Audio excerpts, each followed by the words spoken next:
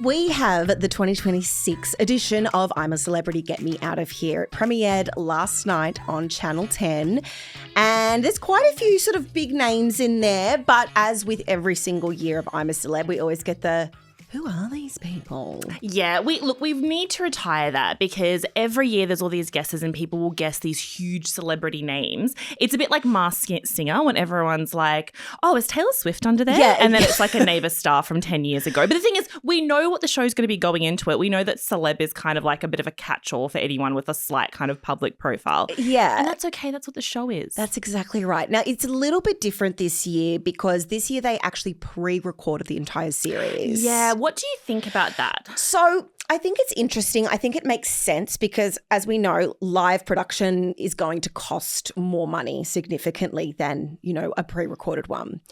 However, it was really interesting. Tina Purvis, who's obviously a friend of the show, was saying, she posted on Instagram about how the removal of the live makes it feel maybe more challenging for the contestants because she felt like when she was in there, she had those live shows, it was like she had this connection with them. She knew her family were watching, which I actually think is quite profound.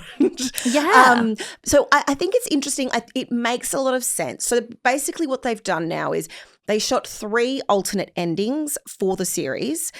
So the final 3 shot a ending where they each won, and the Australian public will still get to choose, and they'll just air the finale that relates to how many votes. I feel like I explained that so poorly. Yeah, which is fairly common practice in the reality TV world we're in now. Like it happens on shows like with Drag Race and stuff like that, or at least the Australian New Zealand version, where they'll film different endings. So it's like, okay, now pretend you won, and have this huge celebration, everyone's jumping up and down, and now pretend you won. And often the winners don't know until they're sitting on their couch with their family and friends months and months and months later, and they see their pre-recorded, acted out like version of them winning on screen, and they're like, oh, so I won while I'm sitting here on the couch, kind of thing. Yeah. So I don't know. I understand like from a production point of view why they do it, but like when I was watching I'm a Celeb last night, I didn't love it, just because I think in previous years, especially when they're dropping out of helicopters and stuff like that, like you're sitting at home watching it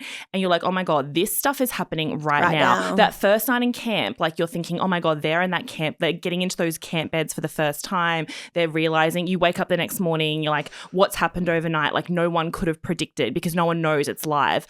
Whereas now watching it, you're like, this happened months ago. I was watching a lot of the different contestants on social last night, like filming themselves, like really excitedly, understandably, with their family and friends, sitting at home on their couch and being like, oh my god, here's the part where I come in, or there's me, and like it's still exciting, but it's lost the danger element. Yeah, it's also that there is that connection when you're watching it. It says 10 a.m. camp and it's like 10 p.m. here because obviously there's a time difference with South Africa.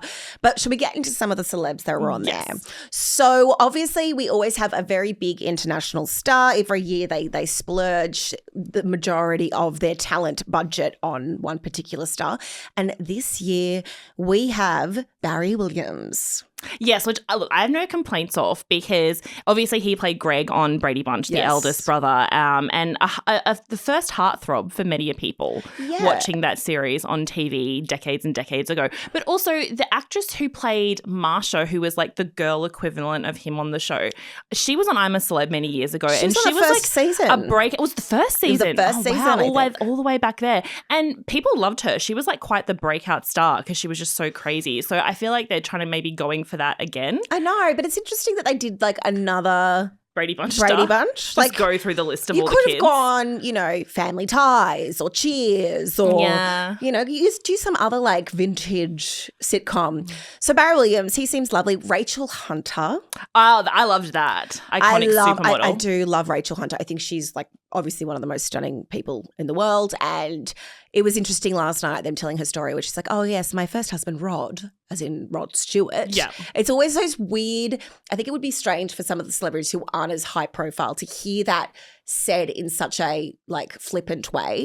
Yeah. Like that's where like the shock comes. Oh, that woman has stories to tell. That's why I was excited to see her, because it's fun to see her back in the spotlight, but also it's like she has seen some stuff from inside like the deep kind of inner workings of like Hollywood and Studio superstardom, like that kind of, at a time when there was no like phones taking photos, everything being recorded, everything being like dissected on TikTok. So I feel like she's going to share some stories from the vault. And already she was like telling like these amazing stories about how she was discovered in her early days modeling and stuff. So I don't even need her to cause drama. I could just sit and watch her tell stories on that show. Then we have a little Nepo baby. We have Mia Favola. Oh, yeah. She's there for the kids. She's there for the kids, our little Gen Zer. And Gary Sweet, who is at the other end of the spectrum. I was quite surprised. He was the one I was surprised to see. I was like, Gary Sweet? Okay. For those who don't know who Gary Sweet is, do you want to give us a quick, like... Well, he's been on like, he was like on every drama, right? Yeah, in the early Aussie like 90s going into early 2000s, but a very dramatic actor. Yeah, so I was talking to some of the ladies in the office, and they said that Gary Sweet was the heartthrob of the 90s. Like the... I missed that because I just remember watching him as a kid, but... Yes, I know. We like, you know, but... The slightly older. Yeah. But he was on everything, like, you know, the Tom Selleck of Australia, you know, just very, very hot. Yeah, I always just thought that maybe he was too much of like, I'm a serious actor to do this. But look, I mean, you know, you try something new, plus they all get a massive paycheck, which is the other thing for being on the show. Along with raising money on their charities, they also get paid quite a bit. So I just can't imagine like the one where they're like being buried alive and drowning in that. Like, that made me feel so physically ill. Just watching that. I just can't. I know there's safety precautions. Out of all the celeb shows, like put me on Big Brother, put me on Dancing with the Stars, don't put me on this show. I don't want to touch anything, see anything. No, also sharing a like camp, not having any privacy. I kind of need some alone time. I would love the adventure aspect of it. But the thing is, like with adventuring, after like a week or so, I need to go to a hotel room and like reset. So glamping. Can we do glam? It's like they have rats crawl over them in that camp. That's what I would do. The challenges. I can't have a rat crawl over me at night. No, yuck. We've also got Luke Bateman from BookTok fame. That was so clever of them. Like, I think they've done a good job of kind of the casting of getting like the Rachel Hunters and the Gary Sweets for people on like one end of the age spectrum, and getting Mia, who's like got a big fan base as like an online creator, but also Luke because everyone's in love with him. Yeah. The BookTok. I know also there's been some, I think when he got a book deal, there was that whole backlash against him, and some people don't like him, but the bigger group of people I think are obsessed and are in love with him, and I think they'll be the ones who might vote him through to the end when that public voting opens. So it's interesting that when he walked into the camp and they were all trying to start the fire, and he's the one that was like, I'll start this fire. Yeah, that was hot. And he did it. He like struck it, and he's the first one. But it was kind of one of those things where it's like, okay, little girls, let me do the fire. That's how I felt when I saw it. He is a bit divisive, but again, I think his fandom might kind of vote him through, or they'll be watching. Yes, which is like a good way to get that audience in. Okay, we've also got Conchita Caristo. I was really excited for her. I love her like work on radio. I love her interviews, her junkets, like her Amy Poehler interview is like very iconic. So I feel like she's going to add a lot of entertainment and like lightness to the show. She's got a nice amount of energy. Like I quite liked her sort of really bubbly, super like over the top, you know, stumbling through the jungle in her heels. Like I like that. She's kind and of the little leaning. red dress stumbling through me if I went to the jungle, stumbling through. And then we've, of course, got Deni Hines. Deni Hines is very reliable on an Australian reality TV show. Like, she's done the circuits over the years. She's done a lot of different reality TV. Like, she's kind of the person you call and is like, we need someone who's going to, like, deliver in the camera. And I feel like a lot of people know her because she's been on TV so much. Okay, so the one that did kind of – usually the ones that floor me are like the AFL or football stars. Yeah, I don't know those people. No idea. So I think it's Dyson Heppel.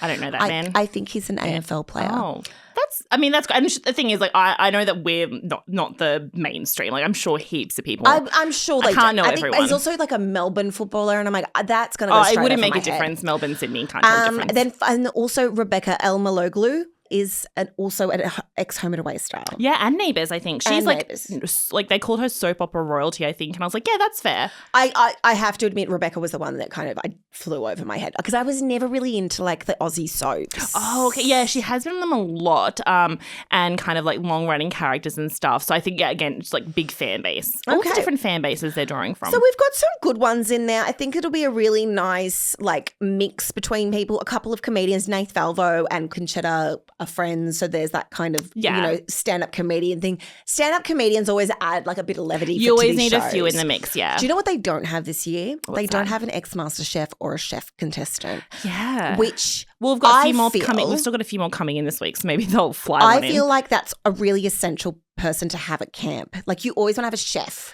to turn the rice and beans into something. to like be able to actually like give yourself something. You know? Yeah. That would be my biggest my question here is, where is the chef? They might be coming in this week, hopefully for them.